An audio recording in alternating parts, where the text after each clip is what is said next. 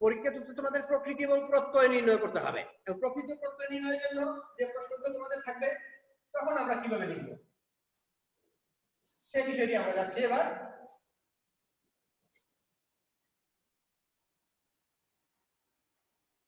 আমরা প্রথমে লিখব যে 4 ক অথবা খ যেটা থাকবে 4 ক প্রশ্নের 4 ক উত্তর। তারপর আমরা কি করব, আমরা নিচে লিখব প্রদত্ত শব্দ। প্রদত্ত শব্দ দিয়ে দিব একটা সমান চিহ্ন। তারপর লিখব প্রকৃতি ও প্রত্যয়। তারপর দিব পুলং চিহ্ন, লিখব প্রত্যয়ের নাম। দিয়ে আমাদের পরীক্ষার প্রশ্নের মধ্যে 8টির মতো শব্দ দেয়া থাকতে পারে। কেমন? সেই 8টি শব্দ থেকে আমরা বাছাই করে যে শব্দগুলো আমাদের পরিচিত বা যে শব্দগুলো বিশ্লেষণ আমরা করতে পারবো এরকম আমরা 5টি শব্দ নিচে নিচে লিখে নেব। এখন কি হতে পারে, যেমন হতে পারে সম্রাট,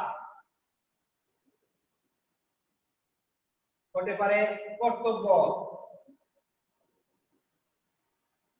হতে পারে সাহিত্যিক,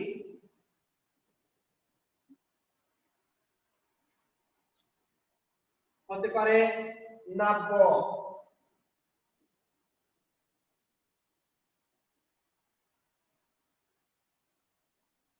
এক দুই তিন চার, হতে পারে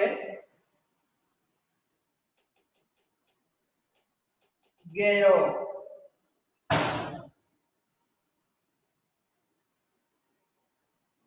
গেয়। এবার এই শব্দগুলোকে আমরা প্রকৃতি প্রত্যয় নির্ণয় করব। এখানে একটি শব্দের প্রকৃতি প্রত্যয় নির্ণয় করার মধ্যে কিন্তু 1 নাম্বার, প্রতি একটি শব্দ নির্ণয় করার মধ্যে আমাদের নাম্বার হচ্ছে 1।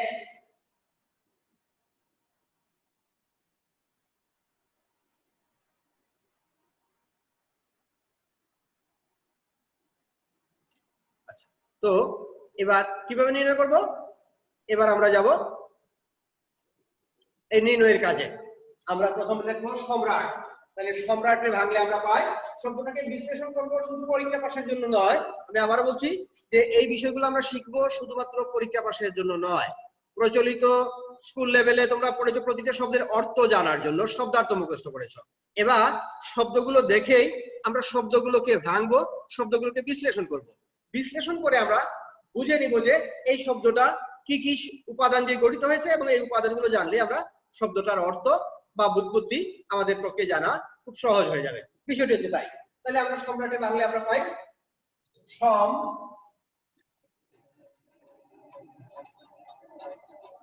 ড্যাশ।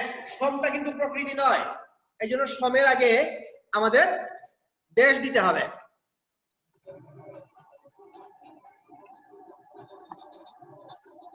সমের আগে আমরা দিব ড্যাশ।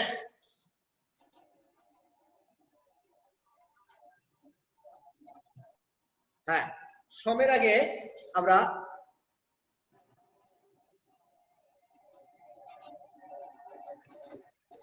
নতুন জয়েন করলে তোমার নিজেরটা মিউট করে দাও।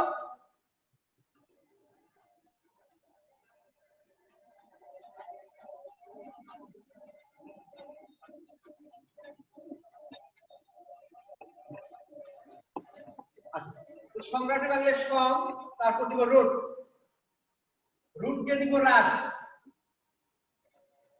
যোগ শূন্য। তাহলে সম উপসর্গ, এখানে রাজ হচ্ছে প্রত্যয়,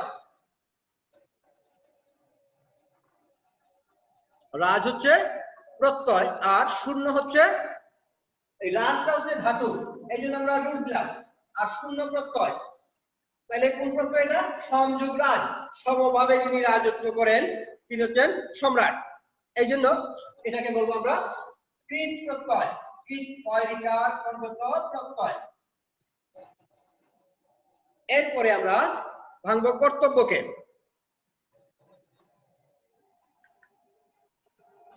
কর্তব্যকে ভাঙলে আমরা কি পাই?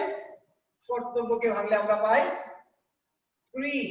ক্রি সংস্কৃত শব্দ, ক্রি মানে কর, কাজ করাকে বলা হয় ক্রি। ক্রি যুক্তব্য,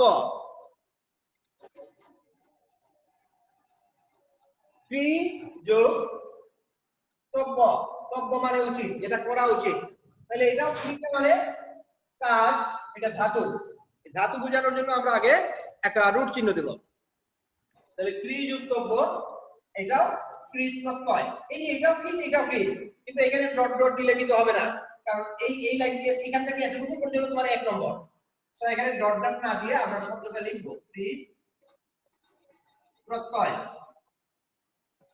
এবার পরের শব্দ সাহিত্যিক। তাইলে সাহিত্যিকের একটা পরিচিত শব্দ আমরা জানি। সাহিত্যিক শব্দটার সাহিত্য যিনি চর্চা করেন বা সাহিত্য যিনি রচনা করেন বা সাহিত্য বিষয়ক কাজ যিনি করেন তিনি সাহিত্যিক। তাহলে আমরা এটা শব্দকে ভেঙে পাই আমরা সাহিত্য যোগ ইক। কোন কোন বই আছে স্নিক, স্নিক লিখলে হবে, সংস্কৃতে স্নিক লেখা হতো, কিন্তু আমরা এখন বাংলায় ইক লিখছি, আমরা ইক লিখলেও চলবে। এবার সাহিত্য যে কোনো কাজ না, একটি শব্দ, সুতরাং এটা হবে তদ্ধিত প্রত্যয়। তদ্ধিত প্রত্যয়। এরকম নাব্য, নাব্য হচ্ছে নৌ চলাচলের উপযুক্ত, তাইলে এটা হবে নৌ। নৌ থেকে নাব্য আছে, নৌ চলাচল করতে পারে কিনা। নৌ যোগ স্ন, এটা সংস্কৃত সমান হচ্ছে, তাহলে নৌটা হচ্ছে নৌকা থেকে আসছে নৌ, তাহলে এটাও তদ্ধিত প্রত্যয়। এখানে হবে তদ্ধিত প্রত্যয়। তদ্ধিত বানানটা খেয়াল করো, ত দ ধ ত, তদ্ধিত প্রত্যয়।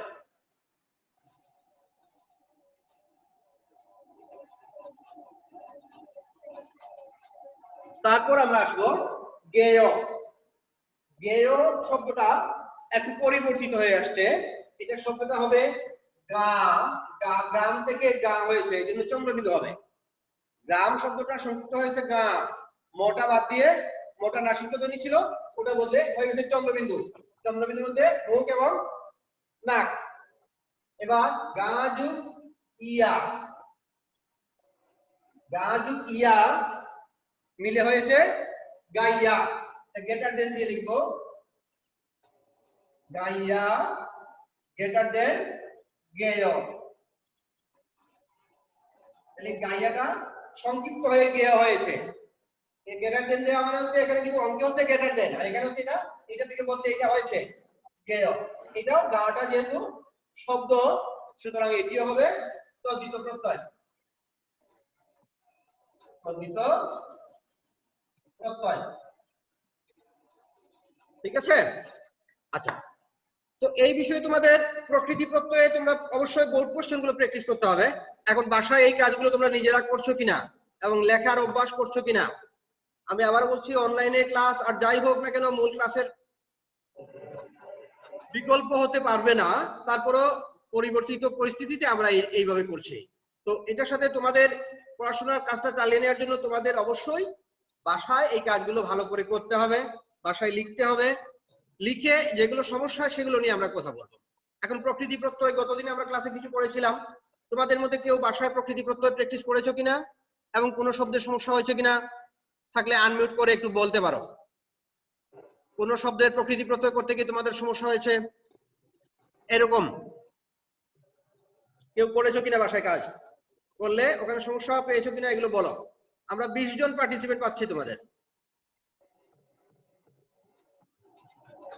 হ্যাঁ, কারো সমস্যা থাকলে একটু বলো।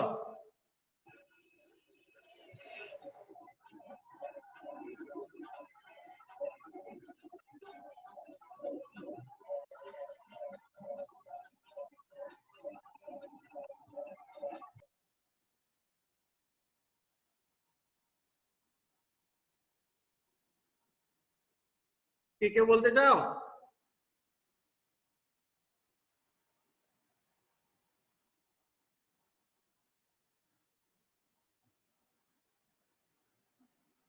কেউ কি কথা বলতে চাও? আমরা কি অন্য আলোচনায় যাব নাকি? তাহলে আমরা আবার প্রথম থেকে বলি। তাহলে প্রকৃতি এবং প্রত্যয়। প্রকৃতি হচ্ছে ক্রিয়েটর, সৃষ্টিকর্তা, গড, যেটাকে আরবিতে আল্লাহ, ফার্সিতে খুদা। কেমন? তাহলে যে শব্দগুলোকে আমরা ভাঙতে বা বিশ্লেষণ করতে পারি না, যে শব্দ বা যে ক্রিয়ার মূলকে, ওটাকে বলা হয় শব্দমূল বা ক্রিয়ামূল বা ধাতু। এগুলোকে একত্রে আমরা বলছি প্রকৃতি। প্রকৃতি দুই রকম, নাম প্রকৃতি এবং ক্রিয়া প্রকৃতি। নাম প্রকৃতিকে বলা হয় শব্দমূল আর ক্রিয়া প্রকৃতিকে বলা হয় ক্রিয়ার মূল। নাম প্রকৃতির আরেক নাম হচ্ছে ধাতু, নাম প্রকৃতির আরেক নাম হচ্ছে প্রাতিপদিক, আর ক্রিয়া প্রকৃতির আরেক নাম হচ্ছে ধাতু। এবার প্রাতিপদিক বা ধাতুর সাথে যে বর্ণ বা বর্ণ সমষ্টি পরে যুক্ত হয়, নতুন অর্থবোধক শব্দ তৈরি করে, তাকে বলা হয় প্রত্যয় বা সাফিক্স। প্রত্যয় যুক্ত করে, অর্থাৎ শব্দের শেষে আমরা আগের দিনে মুখস্থ করেছি, যেমন তোমরা এক বচন থেকে যে বহু বচন করেছ, এক বচন থেকে বহু বচন করার জন্য শব্দের শেষে রা, এরা, গুলি, বৃন্দ যে শব্দগুলো যোগ করেছ, এগুলো মূলত প্রত্যয়, বহু বচন সূচক প্রত্যয়। আবার তোমরা যখন লিঙ্গান্তর করেছ,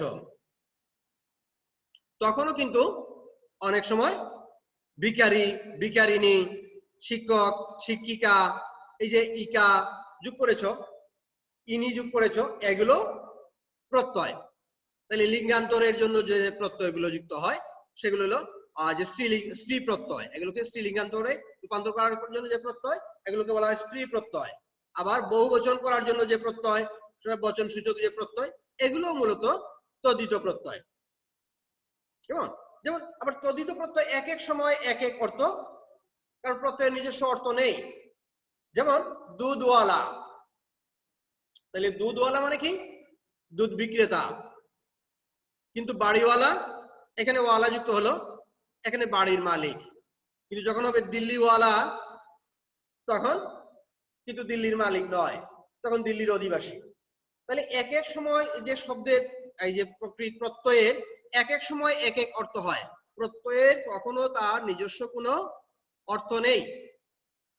এই বিষয়টাকেই আমাদের মাথায় রাখতে হবে। এবং এরকম করে আমরা শব্দগুলো বিশ্লেষণ করার সময়, আমাদের এই চ্যাপ্টারটা পড়ার সময় তোমরা অবশ্যই বোর্ড কোশ্চেনগুলো ভালো করে পড়বে, পাশাপাশি মূল বইয়ের ওই অংশগুলো পড়ার সময় তোমরা অবশ্যই বোর্ড কোশ্চেন এবং আনসার যেটা বইয়ের শেষে দেওয়া আছে ওখান থেকে পড়বে না, প্রকৃতি প্রত্যয় পড়বে বইয়ের মূল চ্যাপ্টার থেকে। ওখানে প্রতিটি শব্দের অর্থ বুঝতেছো কিনা এই বিষয়গুলো একটু যাচাই করে দেখবে। এবং এখানে কোনো সমস্যা থাকলে তোমরা আমার সাথে কথা বলতে পারো, এখানে বা ফেসবুক গ্রুপের মেসেঞ্জারেও আমার সাথে কথা বলতে পারো, বা আমার যে পোস্টগুলো আছে বা ভিডিও লিংক যেগুলো দেওয়া আছে ইউটিউবে, সেগুলো থেকে ফেসবুকে আমার লিংক দেওয়া আছে, ওখানে তোমরা কমেন্ট করে এই বিষয়ে তোমাদের প্রশ্ন জানতে পারো। আর সবচেয়ে বড় কথা হচ্ছে অবশ্যই মূল বই পড়তে হবে এবং খাতায় লিখে অভ্যাস করতে হবে, এবং কোনো শব্দের অর্থ না বুঝে কখনোই এই বিষয়টি পড়া যাবে না।